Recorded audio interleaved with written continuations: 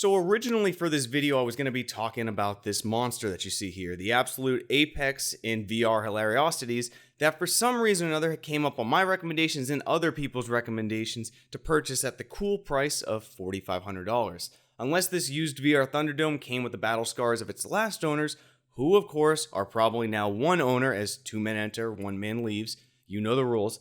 I'm going to pass on this. Instead, this led me to a thought though for a video highlighting some actual cool tech that would just be better than this VR hamster ball. So I have 3 things that I want to talk about today. And that of course brings us to today's video where we're going to be talking about that tech that just people may drool over in the future because VR toys are very fun. We have that full body IK tracking and hand tracking that everyone would just love to have, although we all know it'll most likely be used for gaming to virtually teabag your opponents, or like the Valve Index controllers, just be a big old middle finger simulator. Gamers will be gamers. But as the runner-up, just wanted to show off a nice Oculus Quest accessory that's a little more in reach of the general consumer compared to the Power Gloves 9000 that we're about to get into, and that's the Go Quest VR Halo Comfort Band. It's definitely cheaper than the deluxe audio strap, is backed by a guy named Alex. That seems like a cool bro, and of course the reviews are pretty rock solid, with many claiming this to be the best comfort mod ever. Now I recently ordered it, and yes, I do have the deluxe audio strap modification on this, including a counterweight in the back, and even with this, I still find the Quest to be too front heavy at times. I think a Halo band is a great substitute to really take that front heaviness pressure off, so I'll leave the link in the video description in case you're interested in it. But ever since the Oculus Quest came out with the capabilities of hand tracking, not using a controller, I think everyone's sort of coming around to understanding that sometimes controllers can be very restricting in a VR setting, and we would all love our natural, primal, naked selves in VR. I'm obviously talking about the way future here, but controllers to VR are kind of like swimming with a t-shirt on. You can do it, but I'd rather prefer to flex my pecs, get a little sun, and not leave water stains in my car seat. But in the future, full body tracking, hand tracking, these are all things that probably will be standard. Manus Polygon is now available. These really cool suits and gloves that show us the possibilities of really what VR can do. What you see here is live time, not pre-rendered, and Manus Polygon is the latest in real-time software to enable fluid, full body motion within any virtual environment.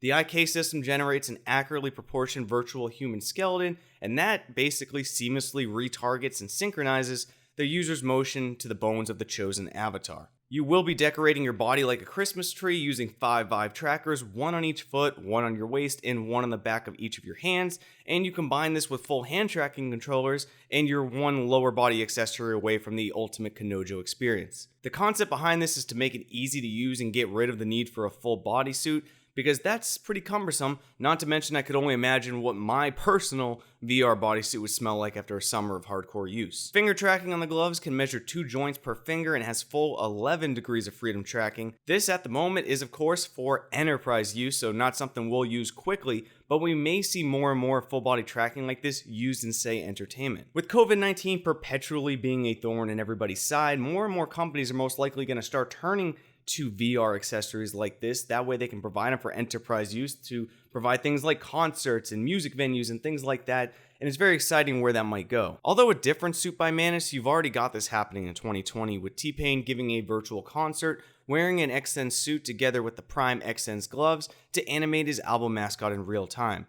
With more and more artists having to look for alternate forms of revenue and alternate forms of entertainment for their fan base, it's more than just VR that hopefully will push these towards the consumer market quickly. Because I'm not always the most articulate words, the difference that you might be thinking between strapping a crap load of Vive pucks to your body and using this system, if it ever was a consumer product, is the IK body that this can track, adding all those little nuanced movements, making it very non-jittery. That way your opponents online will know you're teabagging them and it's a real human, not a virtual avatar. I'd be remiss if I didn't share with you though these belts of a successful Kickstarter to help us keep our virtual reality waist feeling some haptic love, and that is the Feel Belt. Using 10 different impulse generators, which sounds like sci-fi tech jargon, it basically is a belt that allows you to feel sounds via detailed vibrations, similar to the Woozer sound vest. Haptics are location specific, so that explosion on your left will feel exactly there, and this could be interesting for those deaf or hard of hearing and can provide those haptics necessary to better enjoy games like Beat Saber. In summary though, I think there is one disclaimer that always needs to be talked about when we talk about current VR tech and VR, specifically VR accessories,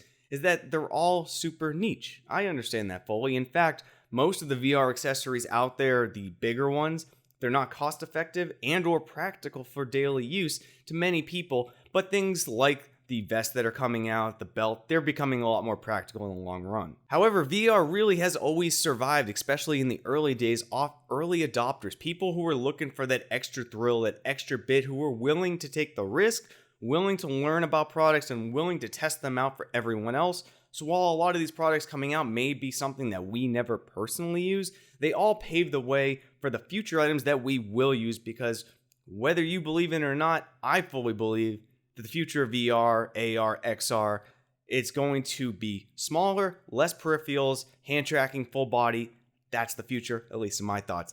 That's the video for today, though. Please leave a like to support this video. Make sure to subscribe and hit that bell icon. That way you never miss an upload. And as always, see you in the next one, Space Cowboys.